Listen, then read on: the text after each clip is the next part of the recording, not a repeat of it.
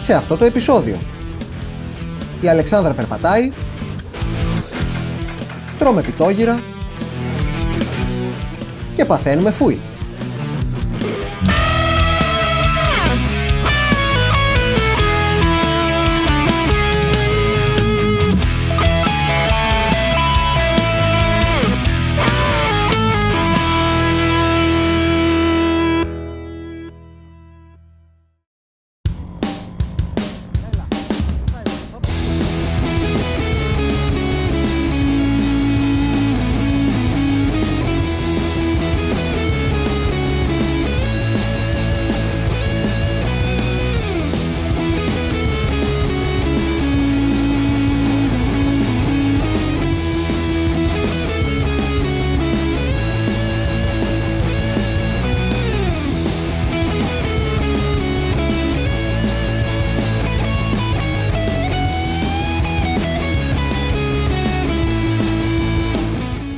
Μας είχε λείψει και η περιπέτεια τρομάρα μας και είπαμε να πεταχτούμε σε έναν εθνικό δρυμό εκεί κοντά στην περιοχή που βρισκόμασταν. Βέβαια, ο δρόμος δεν ήταν και ο ιδανικότερος, δεν τον λες και ιδανικότερο για μια βέσπα με δικάβαλο. Οπότε σε κάποια σημεία η Αλεξάνδρα αναγκάστηκε να κατέβει και να το πάρει με τα πόδια. Μην ανησυχείτε, όλα καλά, όλα υπό έλεγχο. Ούτε πέσαμε, ούτε ταλαιπωρηθήκαμε, ούτε τίποτα. Εντάξει, κάποιοι μπορεί να ταλαιπωρήθηκαν λίγο παραπάνω.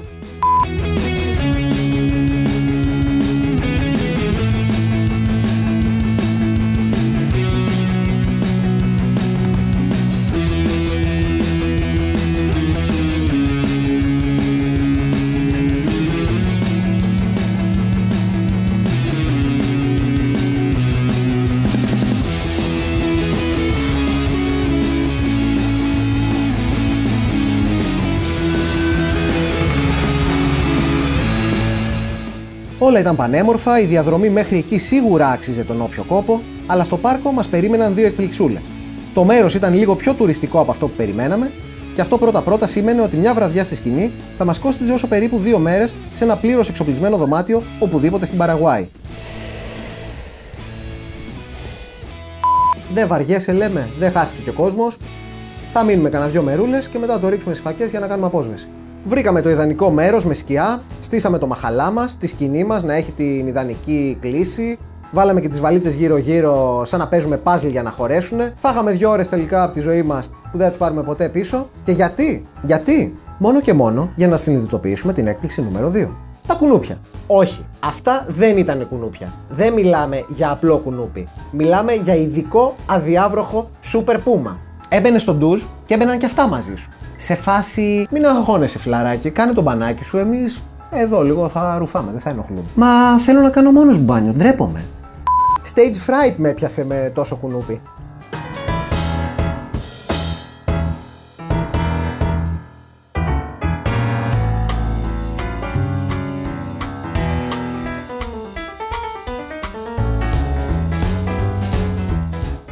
Όχι, αυτά τα πλάνα μην τα κοιτάτε. Για να γυρίσω αυτά τα πλάνα χάλασα μισό λίτρο αντικουνουπικό. Αυτά τα πλάνα δεν μετράνε. Που και πάλι φαίνεται, μετρώνε. Δεν καταλαβαίνουν από χημία αυτά τα κουνούπια. Α, και η Αλεξάνδρα, πού είναι η Αλεξάνδρα? Βλέπετε Αλεξάνδρα? Στη σκηνή έμεινε όλη μέρα, μέχρι που την επόμενη μέρα τα μαζέψαμε όπως και φύγαμε τρέχοντας. Τρέχοντας, με 20-30 χιλιόμετρα την ώρα τέλος πάντων, όπως μπορεί ο καθένας.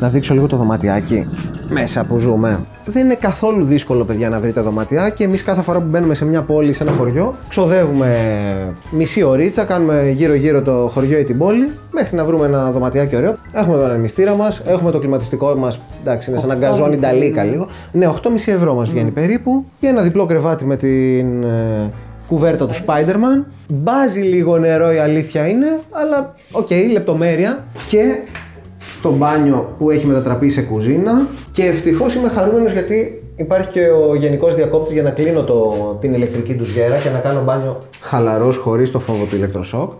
Είμαστε πάνω από 1,5 μήνα τώρα. Χάλια, Παραγουάη. Πολύ χάλια όμως, έτσι. Μια δυστυχία στο...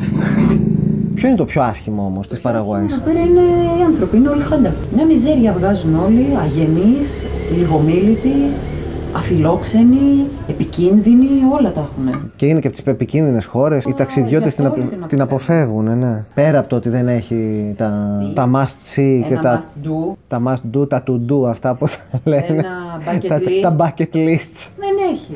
Δεν έχει η Έρμη Παραγουάη πράγματα να δεις, αξιοθέατα, μνημεία, μουσεία. Μουσεία έχει.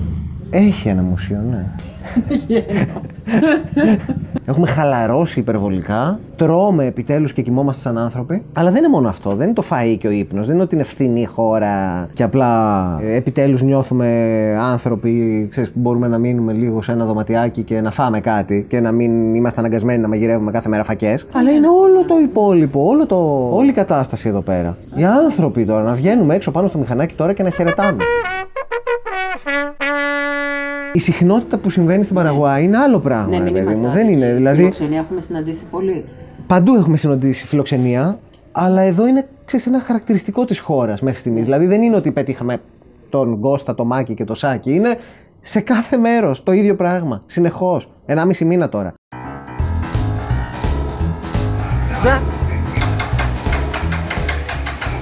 Ήρθανε. Είμαστε έτοιμοι για το δικαστήριο. Λοιπόν, τα τρώμε και βλέπουμε τα αποτελέσματα.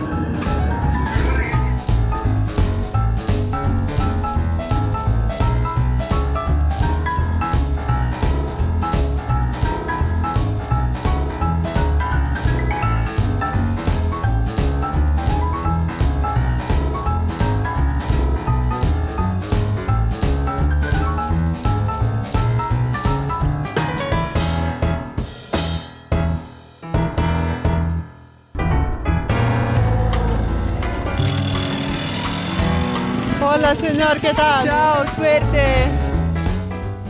Κάτι τερματίζει, τώρα τι τερματίζει.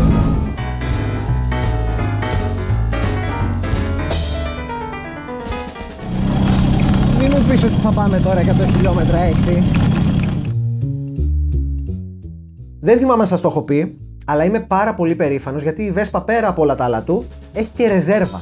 Δεν είναι υπέροχο να ξέρεις ότι ό,τι και να συμβεί, ό,τι και να γίνει, και να τρυπήσει το λάστιχό σου, να λιώσει, να εκραγεί, να διαλυθεί, ότι ακόμα και τότε να ξέρεις ότι μπορείς να βασιστείς στη ρεζέρβα. Τσακ! Να ξεβιδώσεις αυτές τις δύο βιδούλες που τις συγκρατούν, να την τοποθετήσεις και σε 5 λεπτάκια είσαι πάλι στο δρόμο.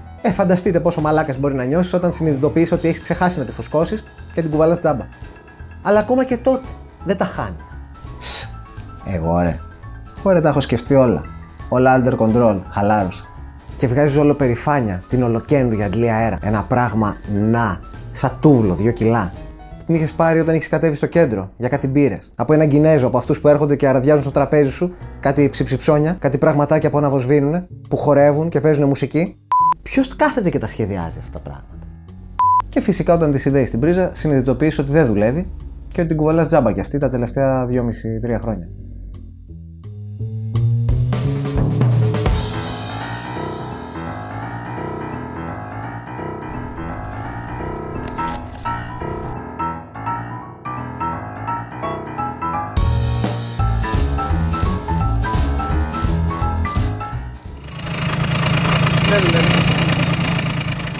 Και δεν έχει ούτε η σαμπρέλα, δεν έχουμε τίποτα.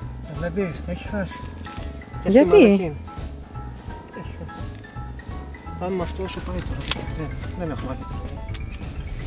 Δεν δουλεύει αυτό. Μες στην ατυχία μας όμως έγινε και κάτι καλό.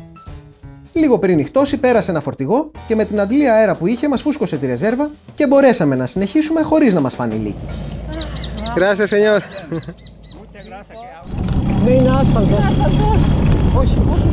Έλα ρε παιδιά, από την άλλη πλευρά έχει άσφαλτο. Hay aire. Hay aire acá.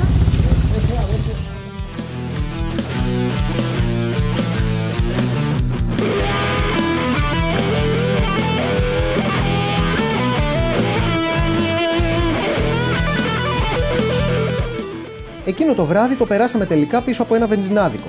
Φουλάραμε τον κίτσο, φάγαμε τις φακές μας για να κάνουμε και την απόσβεση που λέγαμε και πέσαμε για ύπνο στην αγαπημένη μας κοινούλα.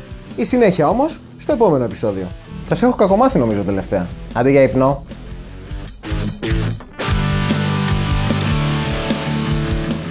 Εντάξει, όταν δεν πίνω καφέ δεν λειτουργώ σωστά, ρε παιδάκι μου. Εχθές είχαμε πάει σε αυτό το φοβερό παρκάκι, το ωραίο, που δεν είχε και καθόλου κουνούπια, και επειδή η μέρα είχε πάει στραβά από την αρχή, ολοκληρώθηκε στραβά, γιατί πήγαμε να κάνουμε και ψαγμενιά και να πάρουμε κοσίδο. Ναι, παραγγείλαμε, είπαμε άντε να φύγουμε νωρίς, να ξεκινήσουμε τη μέρα μας νωρίς, και είπαμε να δοκιμάσουμε ένα μάτε κοσίδο.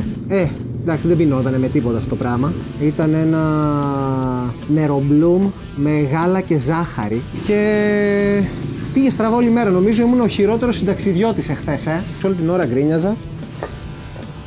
Δεν ήξερα τι μου φταίει, τελικά μάλλον ο καφές ήταν. Και σήμερα, για να μην έχουμε την ίδια εξέλιξη και μέχρι να γίνει και το μπανάκι, ας κάνουμε έναν καφέ εδώ πέρα για να συνεχιστεί και να κλείσει η μέρα μας ωραία.